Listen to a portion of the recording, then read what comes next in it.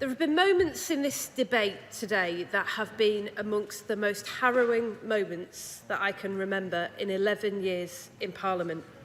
And I want to start by paying tribute to the members for the Isle of Wight, Plymouth Moor View, and in particular the members for Tunbridge and Malling and Barnsley Central. They make me proud to be a member of this House, no matter how painful and difficult it has been for them over recent weeks to speak up. They have done it, and they have done the veterans of Afghanistan proud, and they have shown themselves to be true friends to the Afghan people. They have refused to despair, even at the darkest moments, because they know better than most of us that despair is a luxury that Afghans and the world simply cannot afford. And they've given voice to something today that tens of thousands of families in Britain are feeling. Our friends, our neighbours, our constituents who served, who lost loved ones, who suffered life-changing injuries and are wondering now what this was all for. They should not accept that this is the end of 2 decades of sacrifice, that the degradation of terrorists, the hard-won progress for women and girls, the landmine clearance programme, the access to healthcare, the clean water and the emergence of fragile democracy can be allowed to unravel in just a few days while the world looks away. And like so many of us that speaking in this debate today, they are finding it impossible to reconcile that this is where we are now and how it could possibly have come to this. We recognise that the decision by the United States to withdraw its military presence created an impossible situation for the United Kingdom. As the member for Maidenhead said, NATO's intention was always to withdraw, but it was to withdraw in a planned and orderly way linked to conditions. This has failed all of those tests. 18 months after the decision was made to withdraw at Doha and 4 months after the timetable was established, the airport is overwhelmed, paperwork cannot be processed, and ministers now openly admit that people will be left behind and some of those will die. This is an unparalleled moment of shame for this government. Security at the airport is now in the gift of the Taliban, and it appears that the government has no agreement beyond the 31st of August in just 12 days' time. Is it correct that we are wholly reliant on a fragile agreement between the United States and the Taliban, a deal that offers no guarantees that UK evacuations can continue if the US withdrawal is completed before that date and our own is not? Is it correct that no conversations have taken place between the UK and Taliban leaders about that access? Does he realise, as the member for Walthamstow said, that his own department is still advising British nationals remaining in Afghanistan to shelter in place unless further flight options become available, and to keep an eye on Twitter for updates? The tragedy of all of this is that even those people who the government recognises, like the Chevening scholars, who the Prime Minister made a personal promise to this week and this morning, have told us that they cannot get through the Taliban roadblocks to the airport and they will be abandoned. Prime Minister, this has so much significance for those young Afghans. They represent a generation of promising leaders who are watching the future that they worked for and hoped for unravel in front of their eyes. People, especially women, have burned documents that link them to the UK for their own safety, and so they're being turned away at airport perimeters. There is a British national who's been sheltering in a park in Kabul with her young children in recent days because her house was burnt down and local people are too scared to offer them shelter. Their MP was promised a phone call from the Foreign Secretary's private office 2 days ago. It hasn't come. What use are promises that are never ever kept? The Prime Minister made promises this morning that practically at this time he knows the government cannot fulfil. The Foreign Secretary has to address this today. As so many members have said, One of the consequences of the chaos that ministers have allowed to engulf us is that people will not trust us again. What can he tell them today that will start to put that right? Now, he will have heard the member for Normanton talk about the number of people who helped us that the government still refuses to recognise. How have we become this country that drags its feet on saving the lives of those who supported us, who stand by while the refugee crisis unfolds? The Prime Minister said last night we would take 20,000 refugees, but how can anyone believe him? He has made these promises before. He promised he would protect the Al-Dub scheme and give sanctuary to child refugees, and then he closed it. Mr. Speaker, we are better than this. The government has given us a press release. What we need is a plan. What is the scale of the refugee crisis that the government anticipates? What efforts have they made to coordinate a global response through the United Nations based on a clear assessment of the needs of Afghans, not numbers plucked out of thin air with no plan to implement them? If I were in his shoes, I would be moving heaven and earth to ensure we live up to our obligations and show the world we can be relied on, not least for those women and girls who we encouraged and supported to take on positions of authority and now find themselves the target of Taliban brutality. Where is the message from the United Kingdom that they are not alone? When the Prime Minister took office 2 years ago, we led the world in development assistance. But even now, after the Taliban have taken control, there is no urgency or seriousness about the humanitarian crisis that confronts us. Can we be honest? It is not honest to claim to be doubling aid to Afghanistan when just a few months ago it was cut in half. He should remember it, Mr. Speaker. The only statement he's ever made to this House on Afghanistan was when he came to tell us that he was cutting the aid budget. I wonder if he'll reveal, after this debate is over, that the refugee programme the government unveiled this morning will be paid for by raiding the aid budget. I will give way.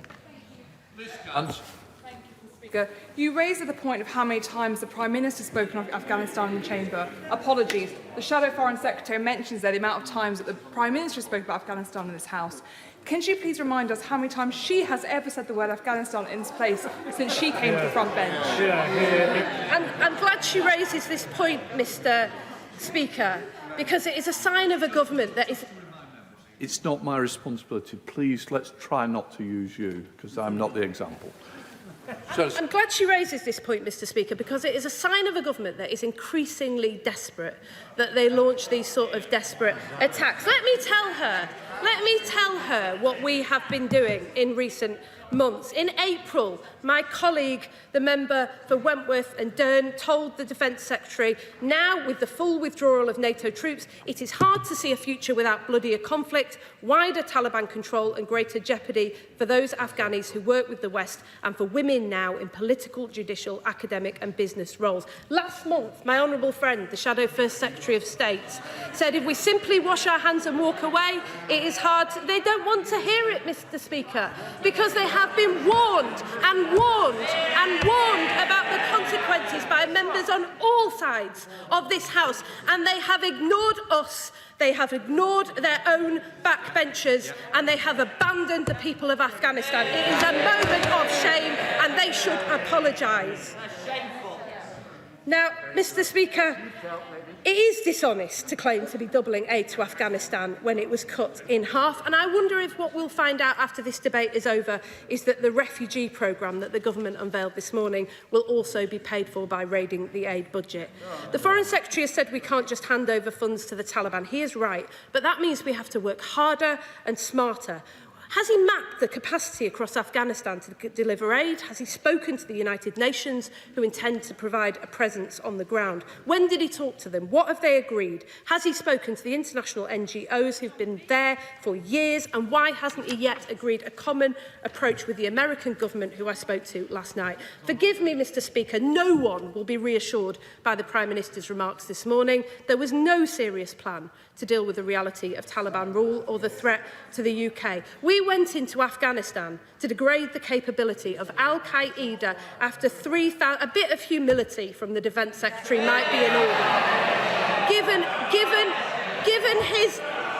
Given what is unfolding in front of our eyes at Kabul airport, a bit of humility might be in order.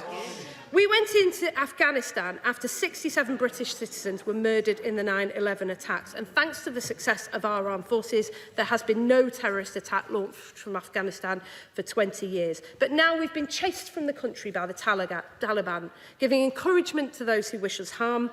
Our counter-terror operation appears to have collapsed. What can the Foreign Secretary tell us that he is doing to build up the intelligence picture beyond Kabul and share intelligence with international partners? He has got to outline today a strategy for dealing with the new reality we find ourselves in. What leverage does the government think, in practical terms, we can exert over the brutal Taliban regime that took power through violence, that displaced a democratically elected government, a regime that persecutes women, journalists, LGBT and religious minorities, to name but a few? We should be identifying any leverage that we have, freezing the assets of the Afghan government or central bank that are in UK accounts or financial institutions, developing sanctions with our partners and making clear the consequences of Afghanistan once again becoming a safe haven for international terrorism. Mr. Speaker, what we're witnessing is the absence of leadership. We hold the presidency of the G7. We're permanent members of the UN Security Council. We are leading members of NATO, but they are behaving as if they have no agency and no power, missing in action when it mattered, dragged to the chamber today to account for the greatest foreign policy crisis of our generation. It should be sobering for the government that not one single speech today has been uncritical of their approach. In the cold, hard light of the catastrophe unfolding in Afghanistan, their approach to the world looks so much less palatable than the global Britain gloss that they've tried to coat it with. Slashing aid with shameful slogans like the giant cash machine in the sky that pulled the rug out from under people who relied on us, promising to maintain the size of the armed forces in the election and then cutting them to the smallest size for 300 years, needlessly, repeatedly trashing the alliances that we need in the world and our reputation, deliberately violating international law and shutting down safe and legal routes to asylum. Who can say now that that isn't a shameful decision given what we are witnessing in Afghanistan? The decision to withdraw troops, Mr. Speaker, did not need to lead to this. I've heard the Foreign Secretary say in recent days that there was no alternative but to leave like this, but it is not true.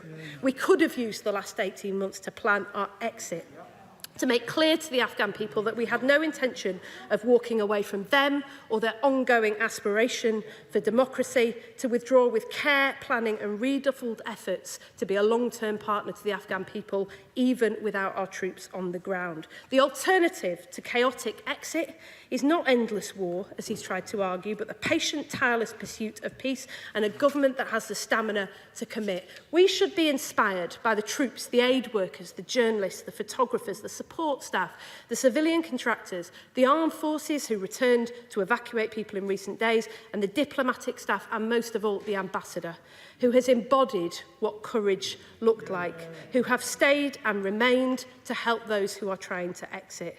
They stand for something important. They stand for a country that feels a deep sense of responsibility to our fellow human beings and believe that when we make promises, we should keep them.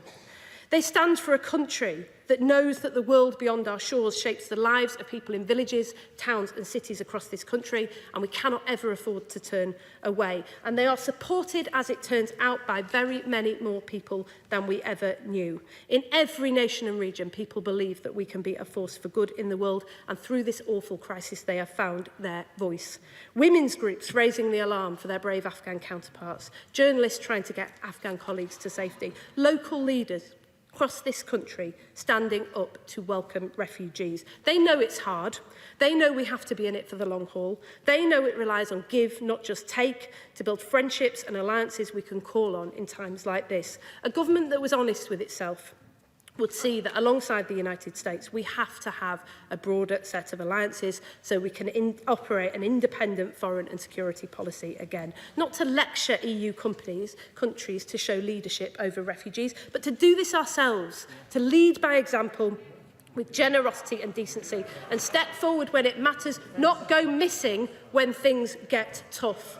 A self-confident country is one that goes out with courage and conviction and sheds light, not just might, around the world. That is the light that we showed for 2 decades in Afghanistan. In short, Mr. Speaker, it is everything that this government is not. So today he has a choice. He could read out those notes that he holds in front of him, or he could tear them up and he could tell us the truth. How will we help them? How will we repair this?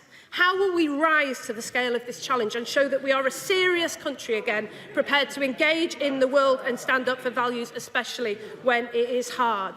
He has hours, not days, to make this right with so many Afghan people and repair our reputation around the world. We have so much to be proud of as a country, Mr. Speaker. Can it again include our government?